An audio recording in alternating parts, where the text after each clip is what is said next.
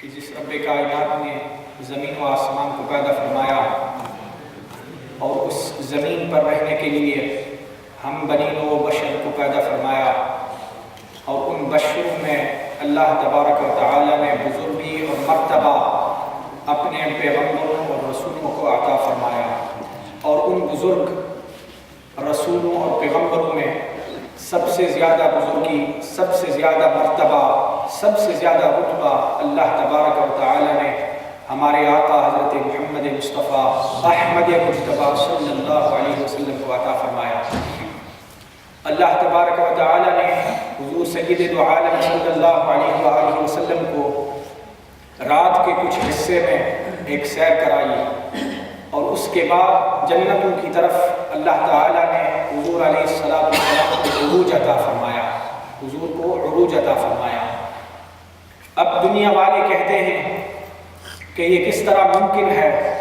کہ حضور علیہ السلام نے اپنی سر کی آنکھوں سے اللہ تبارک و تعالیٰ کو دیکھا، اللہ تعالیٰ کا مشاہدہ فرمایا، یہ کس طرح ممکن ہو سکتا ہے؟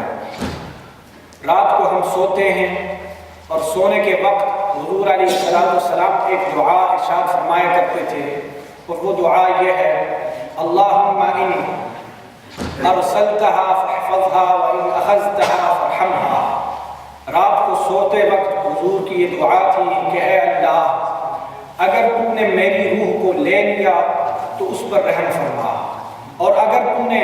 میری روح کو میرے جسم تک واپس کر دیا تو پھر اس کی حفاظت فرما۔ اس کا معنی یہ ہوا کہ رات کے وقت جب انسان سوتا ہے تو اس کی روح مکمل طور پر نہیں، لیکن اس کی روح اس کے جسم سے الگ ہو جاتی ہے، اور جب روح جسم سے الگ ہو جاتی ہے تو اس وقت انسان کی آنکھیں بند ہوتی ہیں، لیکن صبح اٹھ کے وہ انسان کہتا ہے کہ میں نے رات کو خواب دیکھا، اور مجھے اور آپ کو اور دنیا والوں کو یہ پتا ہے کہ انسان بغیر آنکھوں کے نہیں دیکھ سکتا، اور اگر انسان کے پاس آنکھیں ہیں، اگر اس کی آنکھیں کھلی نہ ہو تو پھر بھی وہ نہیں دیکھ سکتا۔ لیکن ہم سب کو یہ پتا ہے کہ جب رات کو انسان سوتا ہے اس کی آنکھیں بھی بند ہوتی ہیں، لیکن پھر بھی وہ صبح اٹھ کے یہ دعویٰ کرتا ہے کہ میں نے جہاں کی سیر کی، میں نے فلاں چیز دیکھی، فلاں انسان سے ملاقات کی، فلاں بات میں نے سنی، یہ سب وہ اپنی آنکھیں بند کر کے سوتے وقت کا مشاہدہ بتا سکتا ہے۔ اب دنیا کے سائنسدان آج دن تک اس بات پر کوئی بات نہیں کر سکے، اس پر کوئی بحث نہیں کر سکے کہ یہ جب رات کو انسان سوتا ہے اس کی آنکھیں بھی بند ہوتی ہیں، لیکن صبح اٹھ کے وہ کہتا ہے کہ میں نے فلاں چیز کا بھی مشاہدہ کیا، میں فلاں ملک سے بھی ہو کر آیا۔ یہ سب باتیں وہ انسان دیکھتا ہے، سنتا ہے، لیکن اس کی آنکھیں بند ہوتی ہیں، اور انسان اور دنیا والے اس بات کو کھول نہیں سکے، اس پیٹ کو کھول نہیں سکے کہ اس کا کیا ماجرا ہے، اس لیے کہ دنیا والوں کو صرف اس چیز کا پتہ ہے جو ان کی آنکھوں میں آ جائے، جو ان کی کان کو سنائی دے، جو اس بات کا پتہ ہے جس کو وہ اپنے ہاتھ سے چھو سکے، اپنے قدموں سے چل کے اس جگہ پہنچ سکے۔ اور وہ چیز جو آنکھ سے نظر نہیں آتی، کان سے سنائی نہیں دیتی، ہاتھ سے چھوئی نہیں جاتی، قدم سے چل کر اس کے طرف جا نہیں سکتا انسان، یا زبان سے وہ چکھ نہیں سکتا، انسان کو ایسی چیزوں کا پتہ نہیں چل سکتا۔ لیکن اللہ تبارک و تعالی نے ہم سب کو مشاہدے کا کچھ حصہ عطا کیا، اللہ تعالی نے ہمیں مشاہدے کا کچھ حصہ عطا کیا، اور وہ کس وقت اللہ تعالیٰ نے ہم سب کو غیب کا کچھ حصہ عطا کیا، اور وہ کس وقت جب ہماری آنکھیں بند ہو جاتی ہیں، جب ہمارے حواس بند ہو جاتے ہیں اور ہم رات کو سوتے ہیں، صبح اٹھ کے ہم یہ کہتے ہیں کہ میں نے فلاں جگہ کی بھی سیر کی، فلاں انسان سے بھی ملا، فلاں سے گفتگو گفتگو کی، فلاں نے مجھے یہ کہا، مجھے وہ کہا۔ اللہ تعالیٰ نے ہم سب کو غیب کا کچھ حصہ رات کو عطا کیا جب ہم سوتے ہیں، نیند کرتے ہیں۔ اب وہ انسان جو پوچھتا ہے کہ بتاؤ کہ حضور علیہ السلام نے اللہ تبارک و تعالیٰ کا مشاہدہ کس طرح کیا، ہم اس سے یہ سوال پوچھیں گے کہ تم بتاؤ کہ رات کو اٹھ کر تم نے کہا کہ میری آنکھیں بند تھی لیکن میں فلاں ملک کا بھی مشاہدہ کرتا تھا، فلاں ملک کی بھی سیر میں نے کی، فلاں انسان سے بھی ملا، لیکن تیری آنکھیں بند، تیرے کان بند، تیرے تمام حواس بند تھے اور تو نے یہ سب مشاہدہ کیا۔ اگر اللہ تعالیٰ نے ہم کو جو عام بشر ہیں غیب کا یہ حصہ عطا کیا تو یہ کیسے ممکن نہیں کہ اللہ تعالیٰ نے حضور علیہ السلام کو غیب کا وہ حصہ عطا کیا جو اس سے بھی بالا اور اس سے بھی بزرگ ہے۔ اور وہ یہ تھا کہ حضور علیہ السلام نے رات کے کچھ حصے میں اللہ تعالیٰ کا مشاہدہ سر کی ان آنکھوں سے کیا، سر کی ان آنکھوں سے کیا، اور ان آنکھوں کو یہ شرف بخشا، ان آنکھوں کو یہ شرف بخشا کہ جو لوگ ان آنکھوں کو پاکیزہ اور طاہر اور صاف رکھتے ہیں تو رات کے وقت اللہ تعالیٰ ان لوگوں کو سونے میں، نیند میں وہ مشاہدات کراتا ہے جو نبوت کا کچھ حصہ ہوتے ہیں، جو نبوت کا کچھ حصہ ہوتے ہیں۔ حضور علیہ السلام نے ارشاد فرمایا کہ میرے بعد نبوت کا دروازہ بند ہو چکا ہے، میرے بعد نبوت کا دروازہ بند ہو جائے گا مگر یہ کہ اللہ کے نیک، بزرگ اور پاک باز لوگوں کو اللہ تعالیٰ بشارتیں عطا کرے گا، اور وہ بشارتیں ان کو خوابوں کے اندر ملیں گی، خوابوں کے اندر ملیں گی۔ اور پھر حضور نے ارشاد فرمایا کہ ایمان والوں کی خواب اس طرح کی ہے، ایمان والوں کی خواب اس طرح کی ہے کہ وہ نبوت کے 40ویں حصے کا ایک حصہ ہے، نبوت کے 40ویں حصے کا ایک حصہ ہے۔ تو معلوم ہوا کہ وہ لوگ جو اپنی آنکھوں کو پاکیزہ، وہ لوگ جو اپنی آنکھوں کو طاہر اور صاف رکھتے ہیں، رات کو اللہ تعالیٰ نبوت کے حصے میں سے ان کو یہ حصہ عطا کرتا ہے کہ ان کو وہ سیر عطا کرتا ہے، ان کو وہ خوابیں اور بشارات عطا کرتا ہے۔ اور پھر حضور علیہ السلام نے ارشاد فرمایا کہ قیامت کے قریب، کہ جب قیامت کا وقت قریب ہو جائے گا، جب زمانہ آخری آ جائے گا تو پھر اس وقت جب ایمان والا خواب دیکھے گا، جس طرح کی وہ خواب دیکھے گا صبح ویسے ہی ہو جائے گا، صبح ویسے ہی ہو جائے گا، اس لیے کہ جو ایمان والے قیامت کے وقت کے قریب ہوں گے ان کا ایمان اتنا پختہ ہو جائے گا کہ ان کی خوابیں سچی ہو جائیں گی۔ اور قیامت کے قریب جو ایمان رکھنا چاہیں گے اور جن کی خواہش یہ ہوگی کہ میرے اندر، میرے گھر میں، میرے بچوں میں ایمان رہے، تو پھر ان کو وہی قربانیاں دینی ہوں گی جو حضرت ابوبکر صدیق نے دی تھی، جو حضرت عمر فاروق نے دی تھی، جو حضرت ذوالنورین اور حضرت علی نے دی تھی۔ اس لیے کہ حضور علیہ السلام نے ارشاد فرمایا کہ یہ دین، اللہ کا یہ دین چنیدہ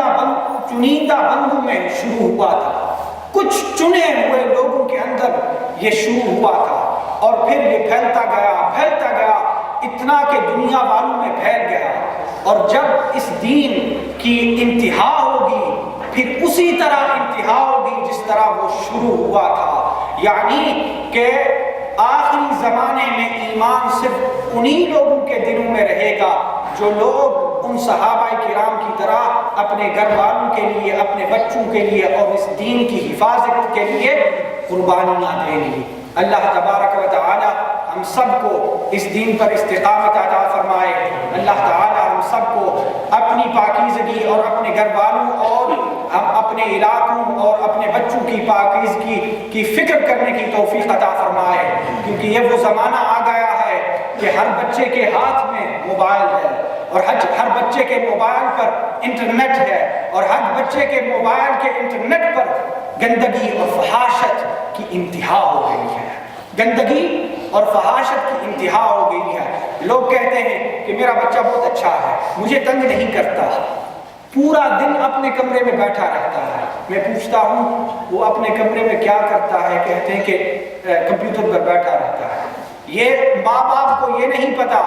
کہ کمپیوٹر پر بیٹھ کر وہ کتنی گندگی، کتنی فحاشت اور کتنی برائی اپنے اندر جما رہا ہے۔ لوگوں، یہ کمپیوٹر، یہ موبائل فون، یہ ٹیلی ویژن اسکرین، جب تک ہم نے اپنے بچوں پر قیدیں نہ لگائی، جب تک ہم نے اپنے بچوں کو سیدھا راستہ نہ دکھایا اور اس پہ نہ چلایا، دکھانا تو آسان بات ہے، یہ وہ زمانہ آ گیا ہے کہ جب ماں باپ اپنے بچوں کے ہاتھوں کو پکڑ کر سیدھے راستے پہ چلائیں گے نہیں، یہ بچے ہمارے ہاتھوں میں نہیں رہیں گے۔ اس لیے کہ یہ دن رات روز کو یہ اسکول جاتے ہیں، اسکولوں میں یہ کیا فحاشت، کیا گندگی سیکھتے ہیں،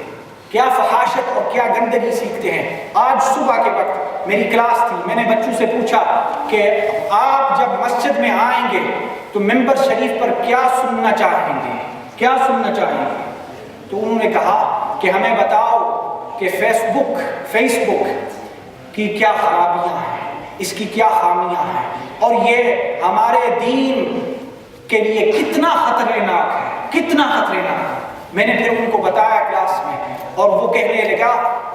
کہنے لگے کہ ممبر شریف پر بھی یہی بات ہونی چاہیے تاکہ ہمارے ماں باپ کو بھی پتہ چل جائے کہ وہ بچہ جو آپ سمجھتے ہیں کہ چپ چاپ اپنے کمرے میں بیٹھا ہوا ہے، اس کے دین کی کیا حالت ہے، اس کے دل پر جو صفائی تھی وہ اب گندگی میں کیوں بدل گئی، وہ گندگی میں کیوں بدل گئی۔ اس ہفتے کے نیوز پیپروں میں BBC کے ہیڈ لائنز پر آرٹیکل تھی کہ صومالیہ کی ایک نوجوان لڑکی جو اس ملک میں رہتی تھی وہ اسلام سے باغی ہو گئی، اس نے اسلام کو چھوڑ دیا۔ جب میں نے یہ آرٹیکل پڑھی مجھے یہ کوئی عجب بات نہیں نظر آئی، اس لیے کہ ہمارے پاس شب و روز ہر روز نوجوان بچے، نوجوان بچیاں جن کے ماں باپ مسلمان، جن کے خاندان مسلمان، یونیورسٹیوں اور کالجوں سے آتے ہیں اور کہتے ہیں میں نے تو اسلام کو چھوڑ دیا، میں نے تو اسلام کو چھوڑ دیا، اب میں مسلمان نہیں۔ اور اس ملک کے اندر ایک پورا گروپ ہے جس کا نام ہے ایکس مسلمز، یعنی وہ لوگ جو گزشتہ میں مسلمان تھے اب انہوں نے اسلام کو چھوڑ دیا۔ اور یہ کوئی بات غریب نہیں، یہ کوئی عجیب نہیں، یہ کوئی ہمیں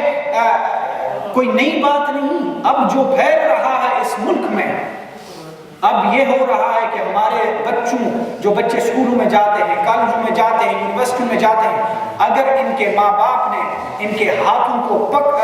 ہاتھ پکڑ کر اسلام پر چلایا نہیں، ان کے گھر مسلمانوں کے گھر نہ ہوئے تو اسلام ان سے چلا جائے گا۔ امریکہ کے اندر آج سے 50-60 سال پہلے انہوں نے ایک احصائیہ کیا، اس کے اندر انہوں نے دیکھا کہ جو بچے کرسچن تھے اور ہفتے میں ایک بار چرچ کو جاتے تھے، ہفتے میں ایک بار ان کے ماں باپ ان کو مجبور کر دیتے تھے کہ جاؤ سنڈے کے دن جاؤ اور چرچ میں چلے جاؤ، وہی بچے بڑے ہو کر انہوں نے کرسچینٹی کو چھوڑ دیا، جن کے ماں باپ ان کو مجبور کرتے تھے۔ سوال پوچھا گیا کہ یہ بچے جب چھوٹے تھے یہ چرچ میں جاتے تھے، اب بڑے ہو کر انہوں نے کرسچینٹی کو کیوں چھوڑ دیا؟ تو اس کا جواب یہ تھا،